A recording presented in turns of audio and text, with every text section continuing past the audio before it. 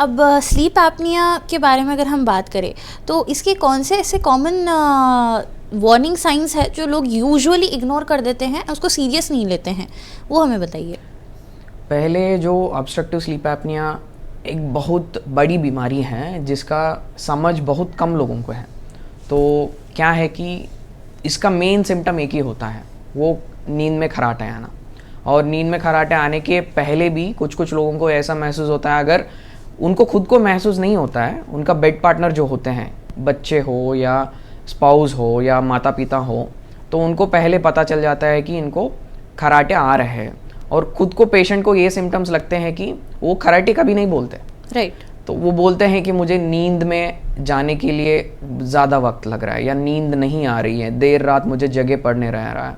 और मैं अपना जो कंसंट्रेशन डेफिसिट्स हम बोलते हैं, अगर आपका काम कुछ अटेंशन देने वाली काम हो, जैसे कि सॉफ्टवेयर एम्प्लॉय हो या ड्राइवर हो या कोई और काम हो जिसमें आपको कॉन्स्टेंटली अपना एफर्ट देना पड़ता है और अलर्ट रहना पड़ता है, वैसे वाली जॉब्स आप अच्छी तरह से परफॉर्म नहीं कर पाते, वो जल्दी थक जाते हैं, कॉन्सेंट्रेट नहीं कर पाते हैं।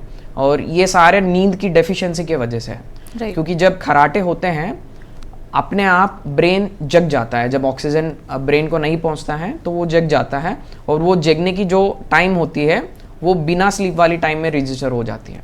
तो आपका एज के हिसाब से आपका जो नींद का ड्यूरेशन होता है वो कम कम होता जाता है। पर अगर बहुत कम हो गया है तो आपको दिन में वो सिम्टम्स आएंगे और दिन में वो डेफिसिट को पूरे करने के लिए ब्रेन कोशिश करेगी।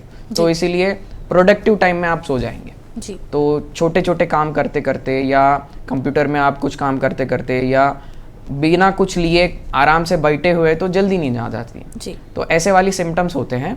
खर्राटे मेन सिम्टम है जो बहुत सालों से रहते हैं, पर पेशेंट्स को अवेयरनेस नहीं रहती है, पर ओनली उनके साथ वाले जो उनके साथ होते हैं उनको अवेयरनेस रहता है जी। और कॉन्सेंट्रेशन डेफिसिट्स दिन में जो काम करते हैं उसमें कॉन्सेंट्रेशन डेफिसिट्स भी एक सिम्टम ही है।